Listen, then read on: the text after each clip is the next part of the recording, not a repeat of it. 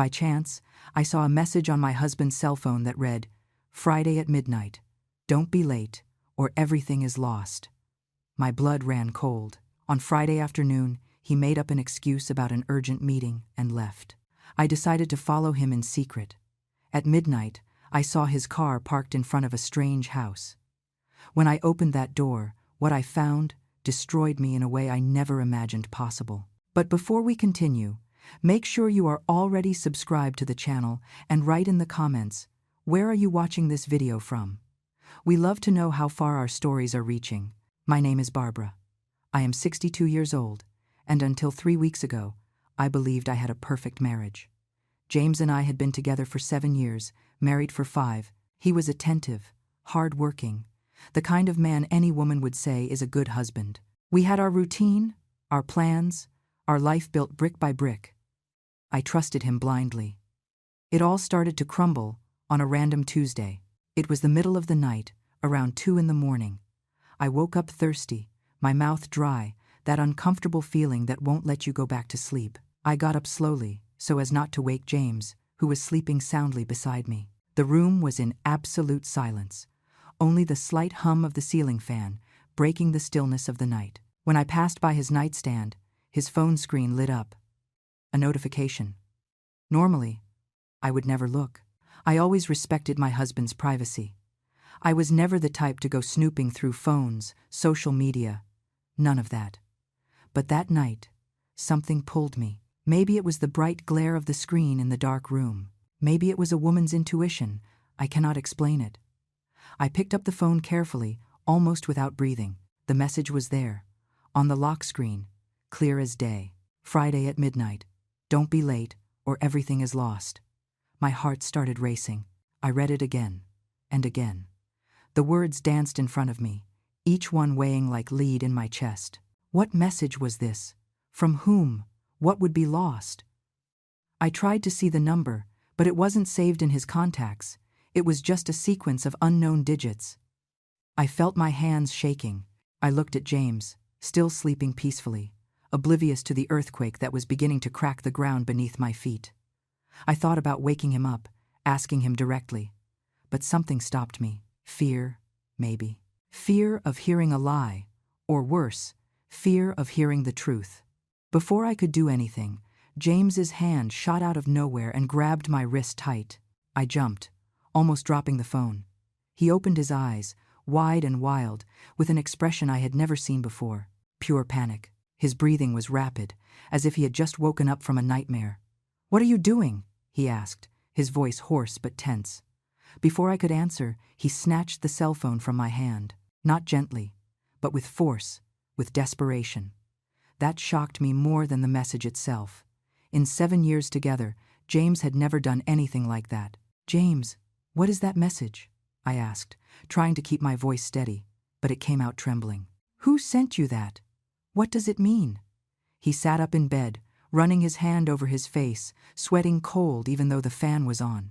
It took him a few seconds to answer, as if he were piecing together a story in his head.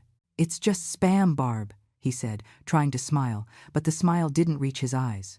"You know how it is, those scammers send scary messages to try to trick people. Spam, right, the oldest excuse in the book. But if it was just spam, why that reaction? Why the cold sweat? Why snatch the phone from my hand as if his life depended on it?" I didn't answer. I just looked at him, trying to find some trace of the man I trusted. James looked away, locked the phone, and shoved it under his pillow, as if he wanted to hide it from the world. Then he hugged me, whispering that everything was fine, that I should go back to sleep. But I couldn't. I stayed there, lying next to him, eyes open in the darkness, feeling his heat on my back, but at the same time feeling like I was hugging a stranger. The words of the message echoed in my head endlessly. Friday at midnight. Don't be late, or everything is lost. Today was Tuesday. Friday was only 3 days away. The next morning, I woke up to the smell of fresh coffee. James was in the kitchen, making breakfast, whistling softly like he always did. It seemed so normal, so ordinary, as if nothing had happened. But I knew something was wrong. My gut was screaming. We ate breakfast together. He talked about work, about a new project, about how the boss was pushing the team. I answered on autopilot, my head far away. I watched his gestures, looking for signs, clues, anything that would give me an answer. James wouldn't look directly at me. He kept his eyes on his plate, on his phone, anywhere but my eyes. That bothered me deeply. My husband was always communicative. He always looked me in the eye when we talked. Now, he seemed to be running away from me. When he left for work, I stayed home alone. I work as a freelancer, so my schedule is flexible. I sat on the couch, a cup of cold coffee in my hands, and started to think. I needed answers. But how to get them without confronting him directly? I thought about hiring a private investigator, but that seemed too dramatic. I thought about investigating on my own, but I didn't even know where to start. And then I remembered something. Our joint bank account. If James was involved in something sketchy, maybe there would be suspicious activity there. I grabbed my laptop and logged into our online banking. My heart was racing. I felt like I was invading his privacy. But at the same time, we were married. We had a joint account. I had every right to check, didn't I? I started analyzing the statements from the last few months. At first, everything seemed normal. Utility bills, grocery runs, gas, everyday stuff. But then I noticed something strange. Cash withdrawals. Several of them. Large amounts. Always at different ATMs. At various times. I felt a chill run down my spine. Why would James be taking out so much cash? We never did that. We always used our cards for everything. It was more practical, safer. I continued investigating and discovered something even worse. The savings we were putting away for a down payment on a bigger house were almost at zero. I stood up from the chair, dizzy. My legs were shaking. Months and months of saving, of sacrifice, of plans for the future, simply evaporated. James had spent it all. But on what and why? In that moment, I felt like I was married to a stranger. The 3 days until Friday were the longest of my life. I tried to act normal, cook, work, talk to James as if nothing was happening. But inside, I was falling apart. Every look from him, every word, every gesture, everything seemed to carry a hidden meaning that I couldn't decipher. James was different too. More distant, more nervous. He checked his phone constantly, always turning the screen face down when I got close. He would get calls and leave the living room to answer. He said it was work, always work, but I didn't believe him anymore. Thursday night, I finally made a decision. I was going to follow James on Friday. I wanted to see with my own eyes what was happening. I needed to know the truth, even if it destroyed me. I prepared everything carefully. I took some cash we kept in the house, and on Friday morning, very early, before James woke up, I went out and rented a car. A common model, discreet, something that wouldn't draw attention. I parked it 2 blocks from our house and walked back. My heart was beating out of control. Was I really doing this? Following my own husband like he was a criminal? The day passed slowly. James was agitated, restless. I noticed he barely touched the dinner I made. At 4 in the afternoon, he came to me with a worried expression and said an urgent meeting had come up. He had to go. A meeting? On a Friday afternoon? I asked, trying to sound casual, but the suspicion leaked into my voice. Yes, honey, an important client. I won't be late. He kissed my forehead quickly and grabbed his car keys. I waited for him to leave. I counted to 100 and then ran out to get the rental car. My hands were sweating so much I almost dropped the keys. I started the engine and pulled out slowly, looking for his car. I spotted his taillights turning the corner and accelerated, keeping enough distance not to be noticed. Following someone is harder than it looks in the movies. I had to stay close enough not to lose him, but far enough back not to raise suspicion. Traffic was heavy because of the time, which helped. I stayed 2 or 3 cars behind him the whole time, my heart hammering in my chest at every stoplight, afraid of losing him. James wasn't heading toward the office. He was heading toward a part of the city I didn't know well, a more run-down neighborhood with old houses and tree-lined streets. The further we got from downtown, the more my anxiety grew. The sky began to darken. Heavy clouds were gathering, threatening rain. The city was plunged into a premature gloom. I turned on my low beams and continued following him, hands gripping the steering wheel tight. It was almost 11 at night when James finally stopped. He parked in front of a single-story house, old, with an unkempt lawn and bars on the windows. It wasn't a dangerous place, but it wasn't a common place for a business meeting either. I parked a few houses down, turned off the lights, and watched. James got out of the car, looked around as if checking to see if anyone was following him, and walked to the front door. He rang the doorbell. The door opened almost immediately, but from where I was, I couldn't see who was on the other side. James went inside, and the door closed behind him. I stayed there, sitting in the dark car, shaking, not from cold, but from pure adrenaline. The dashboard clock read 11:15 at night. There were only 45 minutes left until midnight, until the message's deadline. I needed to get closer. I needed to know what was going on in there. I got out of the car carefully, closing the door slowly so as not to make noise. The street was deserted and silent, only the distant sound of a dog barking and the wind in the trees. I walked slowly along the sidewalk, my heart in my throat. When I got close to the house, I kept my head down and snuck around the side, looking for a window, some crack where I could peek. Most of the windows had the curtains drawn, but I found one on the side of the house, slightly ajar. I got closer, pressing my body against the cold, damp wall. I lifted my head slowly and peeked through the slit. What I saw knocked the wind out of my lungs. James was sitting in a modest living room, but he wasn't alone. There were other people there, 3 men and 2 women, all sitting in chairs forming a circle. And in the center of that circle was a small table with something on it that I couldn't identify right away. But what really shocked me was the expression on James's face. He was crying. It wasn't a discreet cry. Tears were streaming down his face, his shoulders shaking. He was covering his face with his hands, sobbing, while one of the women next to him held his shoulder in a gesture of comfort. I stood paralyzed. What was happening there? That wasn't a business meeting. It wasn't a romantic encounter like I feared. It was something completely different, something I couldn't understand. I tried to lean in closer, but my foot stepped on a dry twig. The crack echoed in the silent night. I froze. One of the men inside the room turned his head toward the window. My heart stopped. Before he could get up, I ran away, my steps muffled by the wet grass. I went back to the car, got in, and locked the door, panting. I stayed there, hidden, waiting. But no one came out of the house to check. Maybe they thought it was an animal. I looked at the clock. 11:50 at night, 10 minutes to midnight, 10 minutes to the final deadline of the mysterious message. I decided I wasn't going to wait any longer. I needed to go into that house. I needed answers. I got out of the car again and walked determinedly to the front door.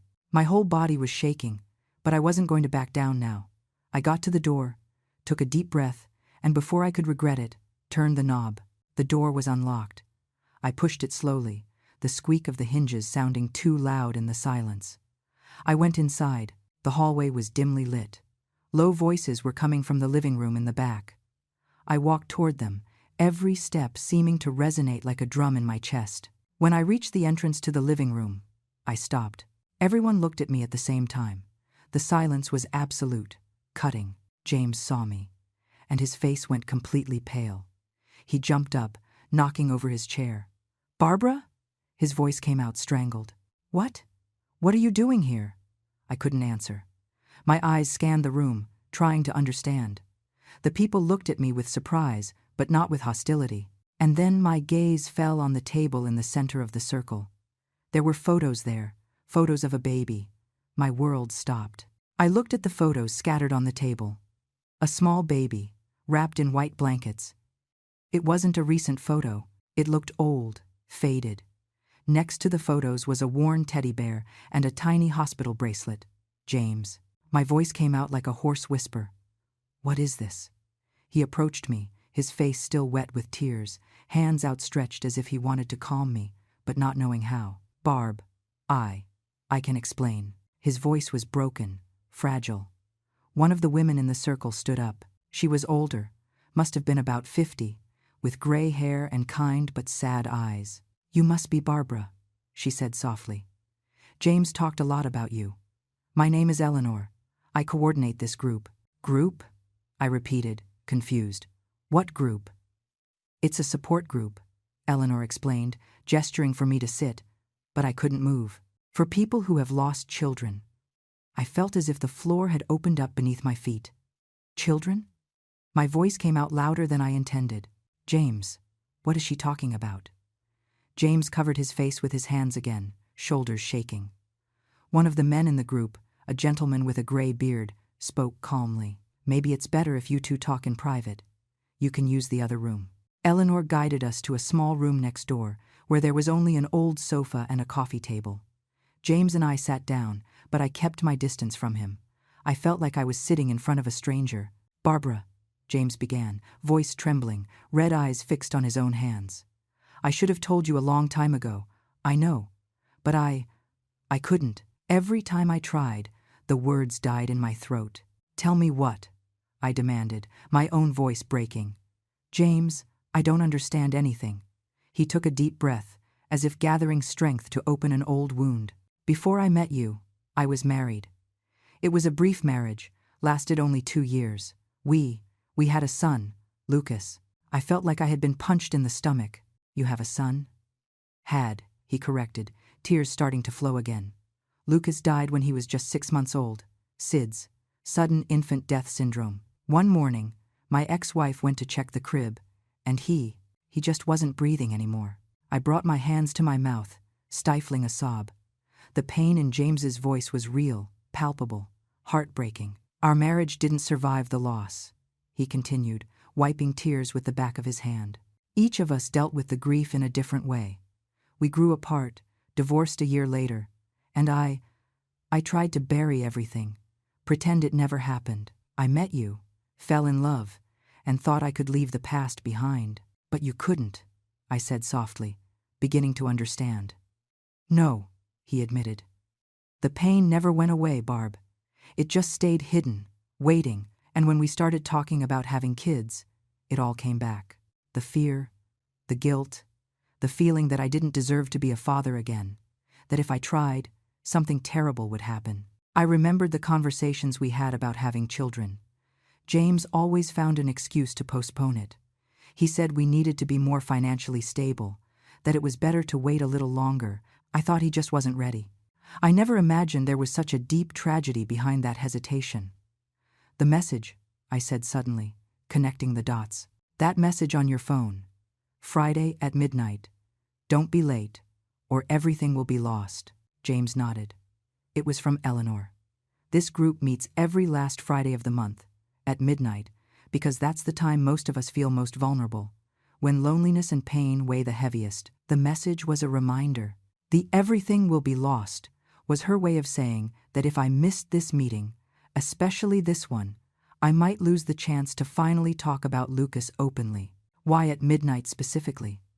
Because Lucas died at midnight, he replied, his voice breaking completely. Every Friday at midnight, for years, I would wake up in a panic, feeling like I couldn't breathe. Eleanor suggested we transform that time into something of healing, not pain. That's why the meetings are at that time. The tears finally overflowed from my eyes. All the suspicion, all the anger, all the feeling of betrayal dissolved, replaced by a deep pain and sudden understanding. My husband wasn't cheating on me. He was suffering in silence, carrying a weight I didn't even know existed. James, why didn't you ever tell me? My voice came out choppy. Why did you hide something so important? Because I was ashamed, he confessed, covering his face. Ashamed of having failed as a father. Ashamed of not having managed to protect my son. And I was afraid that if you knew, you would see me differently. That you wouldn't want to be with me anymore. I got up from the sofa, and for the first time that night, went over to him. I sat by his side and took his trembling hands in mine. James, look at me. He raised his eyes, red and swollen. You didn't fail, I said firmly. What happened to Lucas was a terrible tragedy, but it wasn't your fault, and I would never, ever see you differently because of that. It just hurts me to know that you carried this weight alone for so long. James collapsed into my arms, crying like a child. I hugged him tightly, feeling his body shake against mine. We cried together, there in that small, quiet room, while outside the clock struck midnight. We stayed there for a time that seemed eternal and at the same time too brief. When we finally separated, James wiped his face and took a deep breath. "There is one more thing I need to tell you," he said, his voice still shaky. My heart tightened. "What?" "The money. The money that disappeared from our savings." I felt my stomach turn. So the money really had disappeared, and it wasn't my paranoia. "James, where is the money?" He took a deep breath, as if gathering courage for one more painful confession. "I spent it on therapy. Intensive therapy, private sessions, specialized treatment for grief and trauma. And I also donated part of it to a research institute on sudden infant death syndrome. I wanted to do something useful, something that could, maybe, save other children." I closed my eyes. Part of me wanted to be angry, to scream that he had used our money without consulting me, that we had plans for those savings. But the other part, the part that had just discovered the truth about his suffering, could only feel a confused mix of understanding and sadness. "You should have told me," I said softly. "About everything. About Lucas, about the therapy, about the money. We are a couple, James. We should face things together." "I know," he whispered. "I know, and forgive me. Forgive me for everything." Eleanor tapped lightly on the half-open door. "Can I come in?" I nodded, yes. She came in and sat on a chair in front of us, hands crossed in her lap. "Barbara, I know this must be very difficult for you," she began gently, "discovering something so big in this way. But I want you to know that James was working toward being able to tell you. These meetings have helped him process the loss and the guilt. He talks a lot about you here, about how much he loves you and how much he is afraid of losing you." I looked at James, who kept his eyes down, ashamed. "How long has he been coming to the group?" I asked. 6 months, Eleanor replied. "He found us when he was hitting rock bottom, thinking about, well, giving up on everything. This group saved his life, literally." I felt a chill run down my spine. James had thought about giving up? About suicide? And I hadn't noticed anything? "He was planning to tell you everything today," Eleanor continued. "After the meeting, he had prepared a letter. He had prepared himself psychologically. Today's date is significant. It's been exactly 5 years since Lucas passed away. James wanted to use this date as a milestone, a turning point." I looked at my husband with new eyes. Everything made sense now. The growing nervousness in the last few days, the strange behavior, the mysterious outings. He was preparing for the hardest confession of his life. "There is one thing I don't understand," I said. "The cash withdrawals. Why did you take out cash instead of doing direct transfers?" James finally looked up. "Because I didn't want it to be recorded on the bank statement. I was afraid you would see it and start asking questions that I wasn't ready to answer yet. I know it was stupid, but I wasn't thinking straight." "And the phone?" I pressed. "Why were you so protective of it?" "Because I had messages from the group saved. Photos of Lucas that Eleanor sent me for therapeutic exercises. I was afraid you would see something and I would have to explain everything suddenly without being ready." Every answer was like a puzzle piece finally fitting into the right place. The mystery that tormented me the last few days wasn't a sordid betrayal or a terrible crime. It was the deep pain of a man trying to deal with the greatest loss imaginable. "Would you like to go back to the living room?" Eleanor asked softly. "The group would like to meet you, Barbara, if you feel comfortable." I looked at James, who was watching me with hope and fear in his eyes. "Do you want me to go?" "I would love that," he said sincerely. "But only if you want to. I'm not going to force you into anything." I got up from the couch and extended my hand to him. "Let's go together." The relief on James's face was visible. He took my hand, squeezed it tight, and together we went back to the main room. The group welcomed us with kind and understanding smiles. Eleanor made the introductions. Besides her, there was Charles, who had lost twins in a car accident; Fernanda, whose daughter died of leukemia at 7 years old; Michael, whose teenage son had committed suicide; and Julia, who had lost a baby during childbirth. Every story was a punch in the gut. Every loss was unimaginable. And there was James, part of this group of broken souls trying to put themselves back together. "Barbara, you don't need to say anything if you don't want to," Eleanor said gently. "But if you want to, the floor is yours." I took a deep breath. I don't know what to say. I discovered all this less than an hour ago. I'm still processing. But I want to say one thing. I looked at James. "I am so sorry. I am so sorry you carried this alone. I am so sorry about Lucas. And I am so sorry if I ever made you feel like you couldn't trust me. You never did that, James said quickly. Never. The problem was always me. We spent the next hour there, listening to people's stories, learning about how they dealt with grief. It was intense, emotional, but also strangely comforting. There was something powerful about seeing people who went through the worst life can offer, still finding the strength to keep going, day after day. When the meeting ended, it was past 1 in the morning. Eleanor walked us to the door. You two are going to be okay, she said, touching my shoulder gently. Talk. Be honest with each other. And remember, pain doesn't define you. Love does. We stepped out into the cold night. The threat of rain had passed, leaving the air clean and fresh. James and I stood on the sidewalk for a moment, side by side, looking at the starry sky. Barbara, he said softly, will you be able to forgive me? I turned to him. There is nothing to forgive, James. You didn't cheat on me. You didn't do anything wrong, except suffer in silence when you could have let me suffer with you. But we'll fix that. Together. He pulled me into a tight hug, and we stayed there, embracing in the middle of the empty street, under the stars, while a new chapter of our story began to be written. We drove back home in silence, but it was no longer a heavy and suffocating silence. It was different, lighter, as if an old wound had finally been exposed to the light and could begin to heal. When we got home, it was past 2 in the morning. The house was dark and still. James turned on the living room lights and we sat on the couch, emotionally exhausted, but still with a lot to talk about. I want to see the photos, I said suddenly. Of Lucas, if you feel comfortable showing me. James hesitated for a moment. Then he picked up his phone. His hands shook slightly as he unlocked it and scrolled through the gallery. He came to sit next to me and showed me the screen. He was a beautiful baby. Dark eyes, chubby cheeks, a small, sweet smile. My heart tightened. He was so perfect, so full of life in those photos, that it was impossible to imagine he was no longer here. He looks like you, I said, my voice cracking. You think? James smiled through the tears. My mom always said that. She said he had my smile. Does your mom know? I asked, surprised.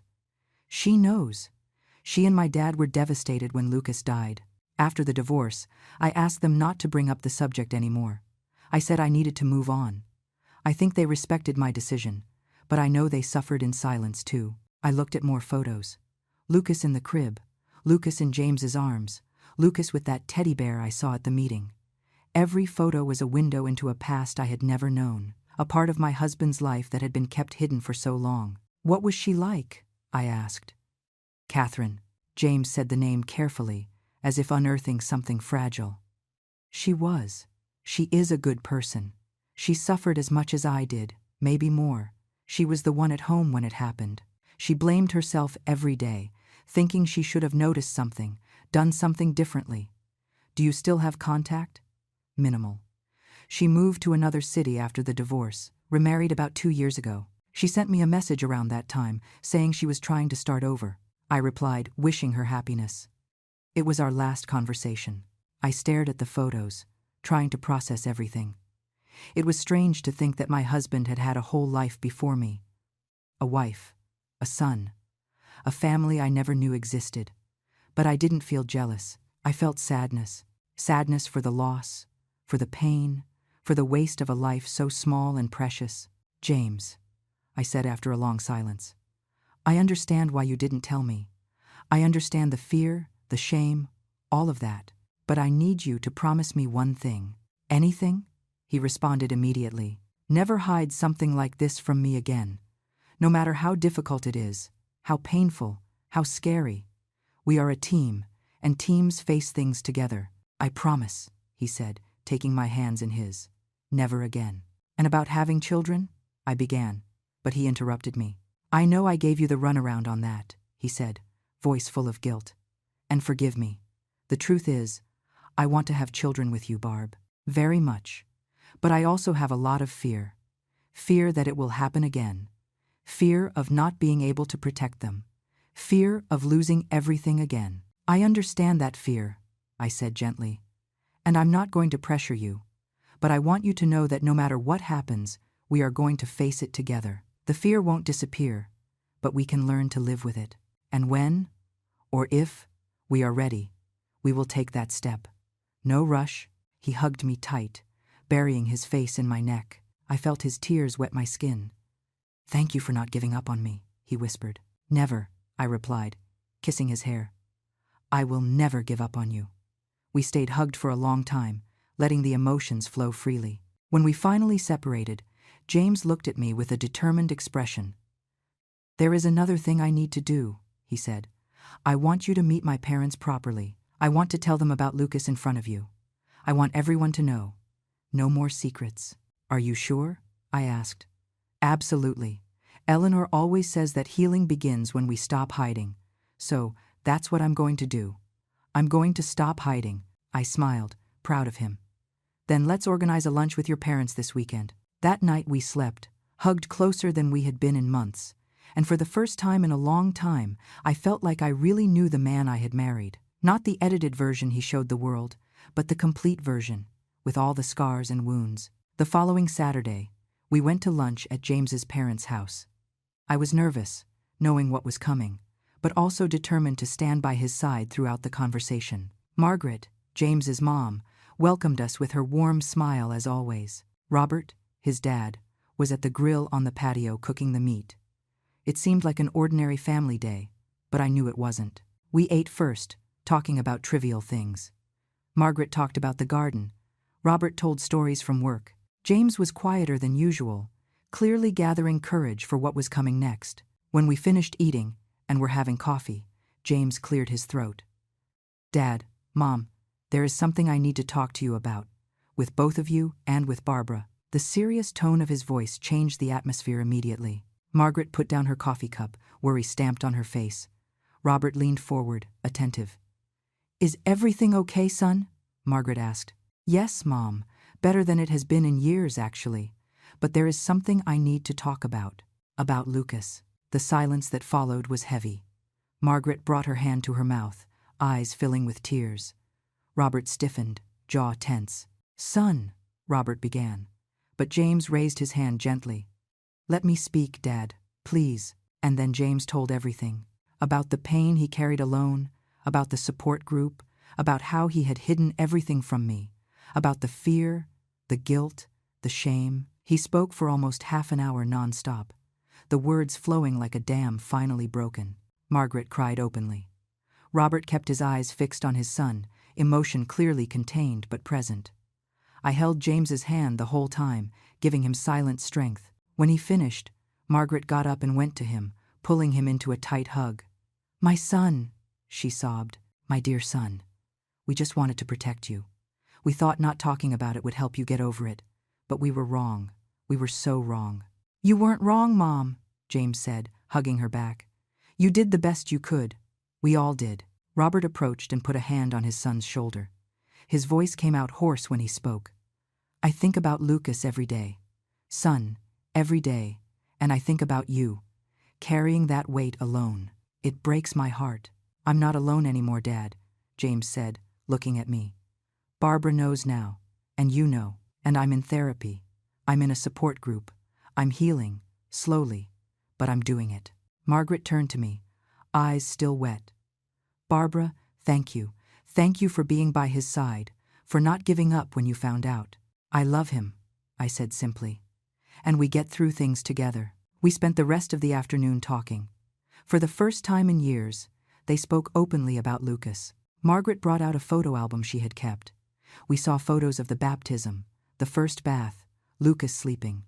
Every photo came accompanied by a story, a memory, a moment of joy amidst the tragedy. It was painful, but it was also liberating. It was as if by finally talking about Lucas openly, they were honoring his memory for real, not just burying it in silence. When we returned home that night, James seemed lighter, less burdened. "Thank you," he said as we walked in. "For everything, for being there, for supporting me, always," I promised. In the following weeks, our life began to find a new rhythm. James continued attending the support group, but now I knew where he was going. Sometimes I accompanied him, sometimes I stayed home. It wasn't a secret anymore. He also intensified individual therapy, and we started couples therapy. Not because our marriage was bad, but because we wanted to strengthen it. We wanted to learn to communicate better, to face fears together. We talked at length about having children. James was honest about his fears, and I was honest about my desires. We decided not to rush anything. If and when it happened, it would happen. But we wouldn't let fear dictate our lives. 3 months after that fateful Friday, something unexpected happened. I was at the doctor's office for a routine checkup when the doctor asked for some additional tests. The following week, when I went back for the results, she gave me the news. I was pregnant. I sat in the chair, paralyzed. Pregnant. The word echoed in my head. We hadn't planned it. We weren't trying. But it happened. My first thought was James. How would he react? Would we be ready? Would his fear be greater than the joy? I drove home on autopilot, my hand unconsciously going to my flat stomach.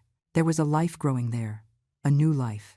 A new chance. When I got home, James was still at work. I sat on the couch, the envelope with the test results in my shaking hands. How would I tell him? What would be the best way? I decided to wait for the right moment. I prepared his favorite dinner. I set the table with care. I lit candles. When James arrived from work and saw the scene, he smiled, confused.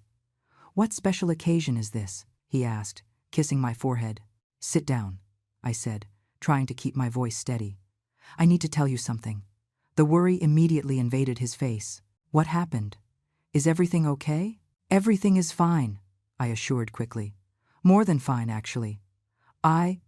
James, I'm pregnant." The silence that followed seemed to last an eternity.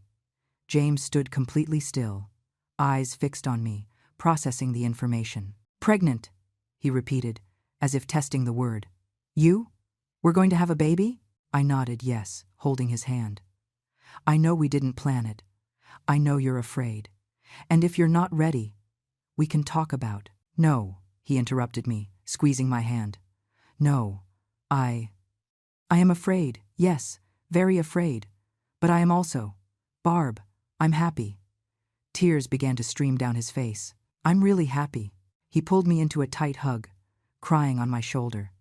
They were tears of fear, yes, but also of joy, of hope, of a second chance. "Everything is going to be okay," I whispered. "We're going to do this together. And if you're afraid, I'm going to be here. When I'm afraid, you're going to be here. Together, together," he repeated, kissing my forehead, my cheeks, my lips. That night, we talked for hours, about the fears, about the hopes, about how it would be. James was honest about the terror he felt, but also about the determination not to let that fear steal this joy. "I'm not going to let the past destroy our future," he said firmly. "I'm going to do intensive therapy. I'm going to work on my fears. I'm going to be the best dad I can be." "You are already a good man," I said. "You're going to be a wonderful dad." The following months were intense. The pregnancy brought its own joys and challenges.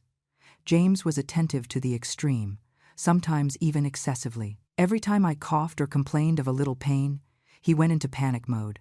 Eleanor, from the support group, was an immense help. She talked at length with James about how to deal with anxiety, about how to separate the past from the present. She herself had managed to have another child after losing the first, so her words carried weight. Margaret and Robert were also incredible support. Margaret came to visit us every week, bringing food, helping with the nursery organization. It was as if she was reliving the joy that had been stolen from her years ago. "When we found out it was a boy," James cried. He cried for Lucas, for the son he lost. But he also cried with joy for this new boy who was on the way. "Can we put Lucas in his name?" James asked shyly one night, when we were lying in bed, my belly already big between us. "Of course," I said without hesitation. "How about Noah Lucas?" "Noah Lucas," he repeated, smiling through tears. "Perfect." The birth was difficult. 16 hours of labor that seemed to last forever. James stayed by my side the whole time, holding my hand, wiping my sweat, whispering words of encouragement. I saw the fear in his eyes, but I also saw the strength. When Noah was finally born, screaming, red and perfect, The relief on James's face was indescribable. The nurse put the baby in my arms first, then in his. James held our son with reverence, as if he were holding something sacred and fragile. "Hello, Noah," he whispered, tears flowing freely. "Hello, my son. Your dad is here. He's going to be here always." The first few months were exhausting. Noah was a baby who cried a lot, didn't sleep much, demanded constant attention.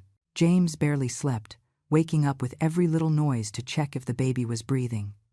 I knew he was reliving the trauma, fighting the fear every second. But he didn't give up. He continued therapy, continued attending the support group, continued talking openly about his fears with me. And little by little, very little by little, the fear began to diminish. It didn't disappear, but it became smaller, more manageable. When Noah turned 6 months old, the age Lucas had died, James had a particularly difficult day. He stayed glued to the baby all day, checking his breathing constantly. At night, when Noah finally fell asleep, James broke down. "What if it happens again?" he whispered, voice broken. "What if I wake up tomorrow and he's not here anymore?" I held his face between my hands. "Look at me, James. Look at me. Noah isn't Lucas. This isn't that story.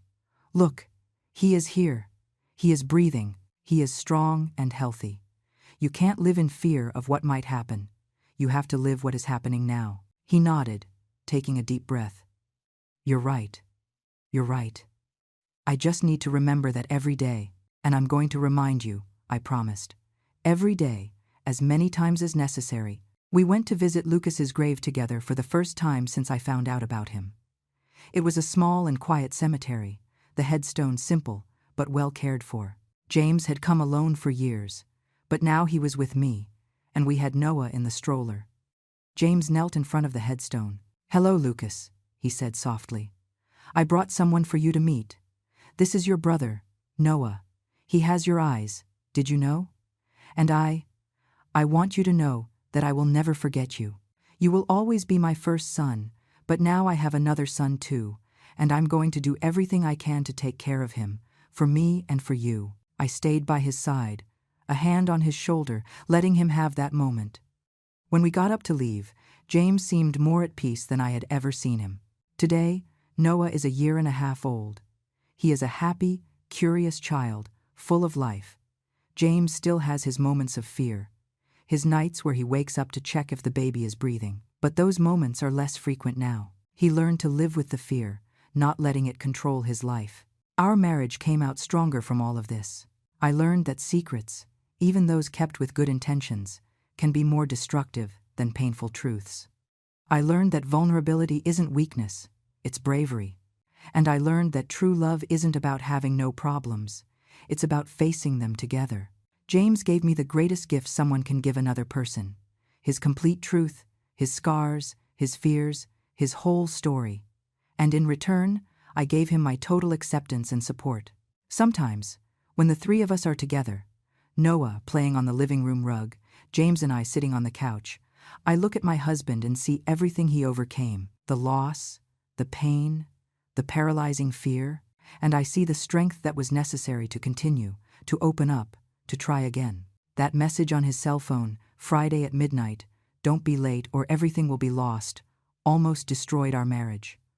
Almost made me believe the worst things about the man I love, but in the end, it saved us. Because it forced me to discover the truth, and the truth, no matter how painful, is always better than the lie. If I could go back in time and change something, I wouldn't change anything, because every moment of pain, every tear, every difficult conversation brought us here, to this moment of peace, of love, of family, and that is worth everything. Now, if you like this story, hit that subscribe button and tell me in the comments what part left you with your jaw on the floor. Oh, and don't forget to become a member to get access to exclusive videos that I don't upload here. I'll see you there.